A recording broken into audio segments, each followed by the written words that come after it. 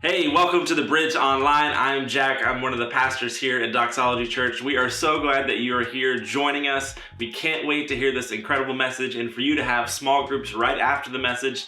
One thing I want to encourage you to do is continue to follow us on social media at Doxology Youth, on Instagram, on Facebook, and also on TikTok. We'd love for you to follow us to keep in the know of what's going on, and we've got a bunch of games and challenges and trivia and a whole bunch of stuff just for you to get engaged with during this time of where you're at home, stuck, and maybe a little bit bored. So, hope you enjoyed this life-changing message from Jess. So check this out.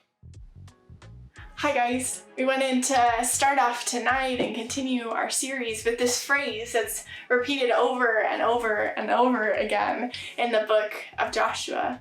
And it's this phrase, be strong and courageous. I know we talked about Joshua a few weeks ago, but in case you missed it, Joshua is the leader of the nation of Israel. And the nation of Israel are God's chosen people. We can read about who they are, how they became God's chosen people in Genesis and Exodus. But for tonight, I'm just going to give us a really quick fast-forwarded version of this entire nation. And so what it is that God chose a man named Abraham to be the father of a nation following after God. This group of people that would follow God, listen to what he tells them, and would worship him in everything they do. And so as Abraham's family grew and grew and grew, it became Israel. And a bunch of generations after Abraham, they found themselves enslaved in Egypt until God sent a man named Moses to help set them free. And Moses was a pretty cool leader. He led them out of Egypt. God gave him this awesome moment where he got to divide a massive sea to help them get to safety. God helped take care of the people with Moses as the leader in the desert. God gave Moses the 10 Commandments. Moses was an awesome, awesome leader. And when Moses died, Joshua became the new leader of that group of people. It's like he became president right after this really awesome president stepped out of office. And God gave him some advice. God tells Joshua over and over and over again how he should live his life, how he should lead. He says, be strong and courageous. Sometimes he even added on, do not be afraid, do not be discouraged, for the Lord your God will be with you wherever you go. I don't know about you guys, but sometimes when I read that, I can get kind of defensive for Joshua. Because if I think about it, I can't help if I feel afraid. I can't help if I feel discouraged. So how could Joshua help if he felt afraid or discouraged? And when I think about it with my life now, how can God tell me to not be afraid when the world around me has so many unknowns? How can this say that I shouldn't be discouraged when I literally don't know the next time that I'm going to get to see my friends and family in person? How can this tell me to not be afraid when I don't know when we're going to go back to school or church or normal life? How can this say to not feel afraid or discouraged when I can't really help the way that I feel? But friends, I think there's something so important, something so key in this verse that when we read through it really, really fast, we may not see it. And it's the point that God doesn't say, don't feel afraid. He doesn't say, don't feel discouraged. No, God says, do not be afraid. Do not be discouraged. For the Lord your God will be with you wherever you go. Just because you feel afraid doesn't mean you have to be afraid. It's like little kids. Does anyone have little siblings? When they dress up like superheroes, they feel like they are a superhero. That doesn't make them a superhero. Feeling isn't the same as being. Or it's like those days when you wake up. You don't feel valuable. You don't feel beautiful. You don't feel worthy. But in reality, you are valuable. You are beautiful. You are worthy. Feeling isn't the same as being. God has given us this guidance, this thing telling us how to live our lives. And he says, do not be afraid. Do not be discouraged. And luckily, Joshua shows us exactly what that looks like. He gives us an example of how to live that out, how to not be afraid, even when we feel afraid, even when the things around us may tell us to feel something different.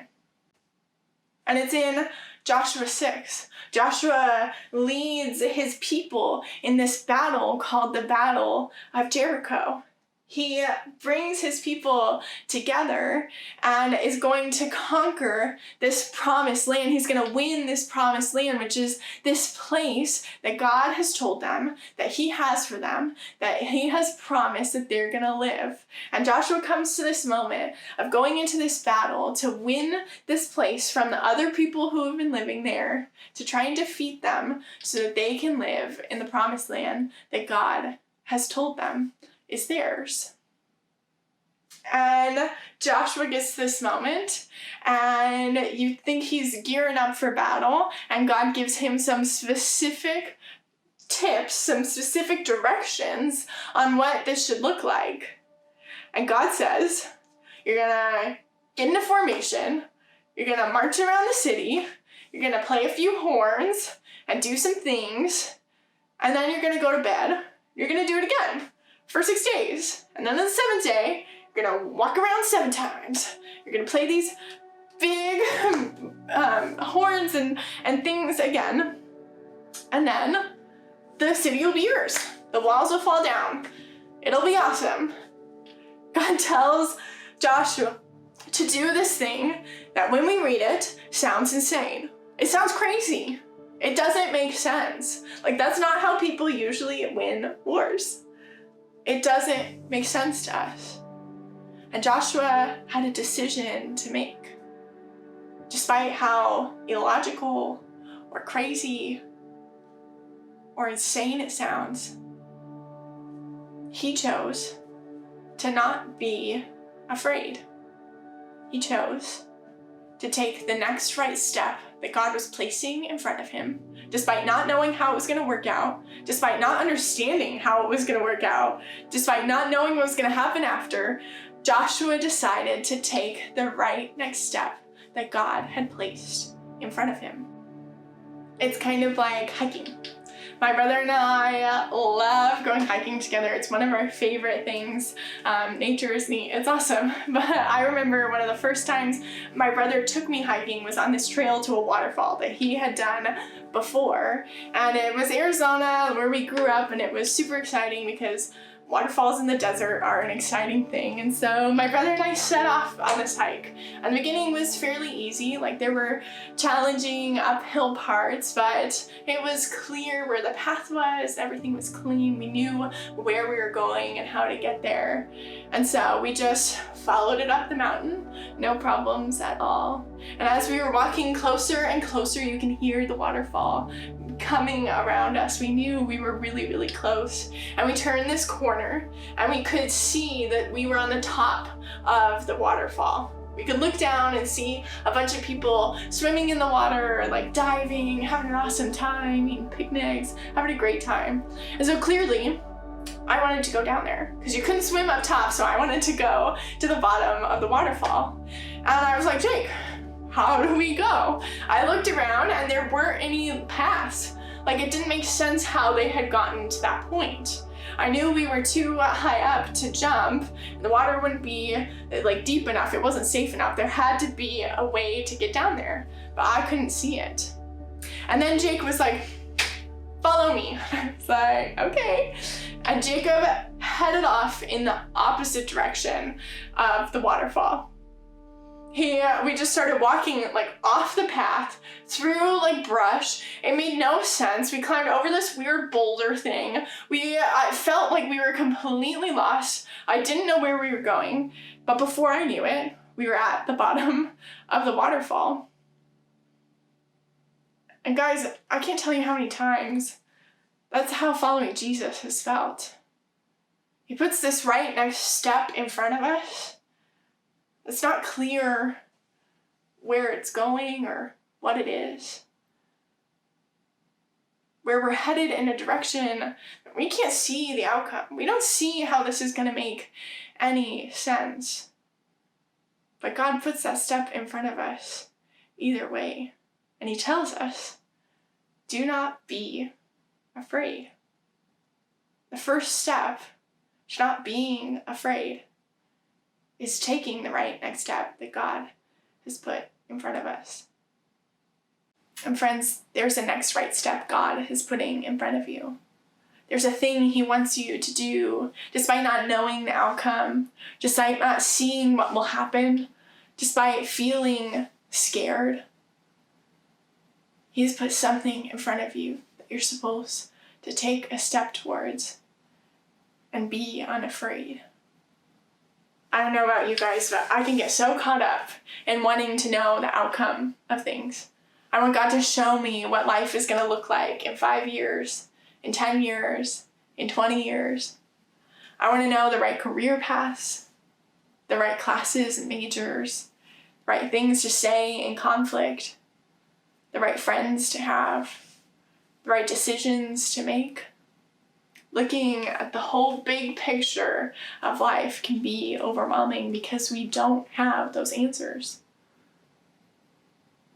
And being overwhelmed because of that can keep us from seeing the steps that God is placing in our lives right now, the things that God is putting in front of us right now. Y'all, you don't have to know the future to stop worrying about the future. You don't have to know what's going to happen in order to be unafraid. Friends, this season, there are so many unknowns. When will life look normal again? Will life look normal again? Are people safe? Are people healthy? When can we see our friends? When can we go to the movies or even just eat at a restaurant? When will we have to not be 6 feet away from people? There's so many questions. It's so easy to want to know what's going to happen. It's so easy to feel discouraged and afraid because we don't have answers. But those feelings aren't who we are. And friends, we don't need those answers to those questions to be unafraid. We don't need to know what's going to happen in order for us to trust in God and take the next right step. It's like a journey. If we look at the whole big journey, it can become overwhelming and a lot. But if you look at each step at a time, it's understandable. It's like a TikTok dance. When you watch the whole thing, it looks super complex. But when you look at it each move at a time, it's simpler and smaller and easier to follow. And the way to hear God tell you the next right step, the things that we have to do in order to hear him, to see what he's placing in front of us, is super easy. It's prioritizing him. It's pursuing him. It's choosing that following Jesus, that relationship with Jesus in our life is going to be important. It's going to be something we're going to do every day. It's digging into his word. It's hearing his words, experiencing his comfort, and feeling his power. That's how we hear the next right step he's putting before us. I remember my freshman year of college, the topic of volunteering in middle school ministry kept coming up in my life. My sister and her friends were volunteering, and my senior small group from high school, and I talked about it right before graduation. And then the church was asking people to help. I didn't know it at the time, but I just felt like God was telling me to sign up. I didn't know my motives. I didn't know what was going to come of it. And honestly, I felt a lot of fear going into it. Fear that I wouldn't be good enough. I wouldn't be wise enough. I wouldn't know what to say. I wouldn't be caring or compassionate enough. But at the same time in that season, I was growing closer to Jesus in my personal life. I was studying his word and praying and asking for his wisdom. And so then I just felt a peace about it. And I decided to be unafraid as I signed up. And that decision led to more decisions. That step led to more steps, which led to more steps, which led to more steps, none of which I could have seen coming. But that step has led me to who I am today. It's led me to following Jesus more. It's led me to becoming who God has created me to be. It's led me to here. And friends, I know that God is putting steps in your life, things in your life for you to do next. Opportunities for you to be unafraid as well. Guys, living a life unafraid isn't about how you feel. It's about what you do. It's about chasing after Jesus and taking the next right step he's placed in front of you. Maybe right now you're in a season of not even knowing what step you could take. You don't even hear what it could be. Friends, this week and this month and this time when we're at home, I encourage you to chase after Jesus, to listen to his words, to hear his words, to see what he's placing in front of you, to see how he's calling you to be unafraid. And maybe right now, you know the thing God has been calling you to do, but you've been letting fear keep you from actually doing it.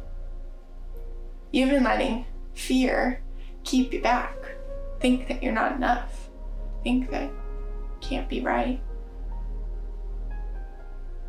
Friends, you gotta do it.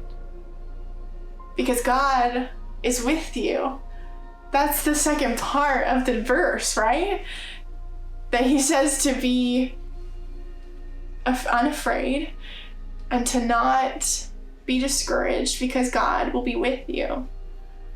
And so friends, our prayer for you this week is that you would step into being unafraid, to not letting your feelings keep you from who you're being. And so growing into who God has called you to be. Friends, God doesn't want you to be afraid. He doesn't want you to be discouraged. He wants you to take the next step he's placing in front of you and to leave everything else to him. I can't wait for you to talk about that in your small groups. Let's pray. Dear God, thank you so much for these students. Thank you so much for the opportunity to connect, even via Zoom. Lord, we just pray that you remind us every day, even when we feel afraid or when we feel discouraged, that's not who we're supposed to be. Lord, I pray you just give us wisdom to see the next things that you're placing in our life, to see the steps that you're calling us to take to grow closer into who you've made us to be. Lord, give us wisdom, give us strength, give us boldness. We love you, Jesus. All these things in your name. Amen.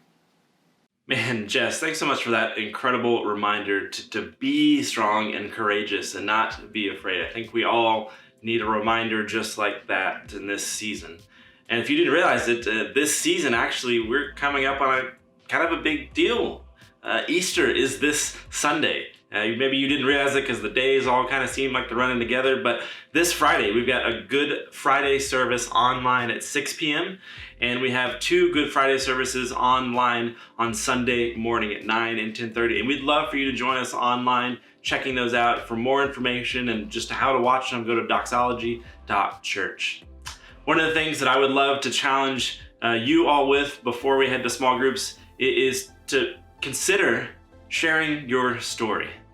See, Jesus has changed so many of our lives in so many incredible and different ways, and your story is important because it's part of God's story. And so one of the things we want to do to help encourage people and to give them hope and ultimately to point them to Jesus is to share our story. And so we're doing something we call Jesus Changed My Life Challenge. And so what I encourage you to do is to take a minute-long video about how your life has been changed by Jesus. You know, what it was looked like before, how you heard the gospel for the first time, and how your life was changed because of it. And we'd love for you to tag us and tag our main church accounts on Instagram and use the hashtag Jesus Changed My Life. In fact, you're actually going to see a couple of examples right after this about what that testimony could look like. And if you'll follow us on Instagram, you'll see some directions on how to clarify your testimony, how to get those pieces all together, and some quick ways that you can make this thing really, really awesome. So I encourage you to check that out, and I really do challenge you, because your story could affect people in a big way. Don't discount your story, because it's important. It's important to God, and it's important for people to hear how God has changed your life. So I think you guys can raise up to that challenge and do something incredible by exemplifying Jesus in our digital world. So, encourage you to do that. Check out these testimonies. Ever since I can remember, I've desperately wanted to belong and to be truly, deeply loved. And so I always try to live up to other people's expectations, trying to make other people happy. And the truth was, I knew I was just wearing masks for people. And I was so afraid that if they really knew the real me, they'd want nothing to do with me. And I was actually convinced God wanted nothing to do with me because I knew he knew the real me, all the brokenness, all the mistakes, all the failures. Why would he want anything to do with me? But then I heard the story of the prodigal son, where Jesus tells us about what God's love is like. He tells the story of a son who comes to his father and says, I wish you were dead. I want my inheritance now. I want nothing to do with you.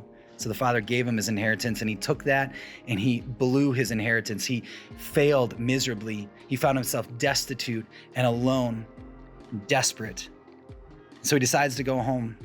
And as the father gets his first look at his son coming home, who had made all these mistakes, the father's response was to run to him, to embrace him, to love him, to welcome him home as a son. And I couldn't believe that God could know everything about me and yet love me completely, to be fully known and fully loved. But that's what Jesus does. Through his death on the cross, he says, I know you fully and I love you completely. And he's offered a gift to every single one of us just to receive that love. And here's the thing, when you know that kind of grace and that kind of love that is beyond what we could ever imagine from God, it truly changes you. It's inspired me to love him and love others in ways I never thought possible. So I pray this Easter, you know you are fully known and you are fully loved by the God of the universe. And Jesus gave his life so you could come home. Growing up, I had a hard and confusing family situation. Dealing with divorced parents, a dad that was addicted to drugs, and going back and forth between houses every weekend was not the ideal life a child had to live. I was lost, confused, and full of fear for what my future would hold, and wondered if I would ever find hope in my life. I had seen my grandma, grandpa, Uncle Nate, and Aunt Kristen's example and decided that I needed something bigger than me in my life. I accepted Christ at the age of 8 after these people had helped me through this decision. From this moment on, my life had changed for the better. I was no longer living in fear, I was living in hope. I was no longer scared, I was instead filled with joy.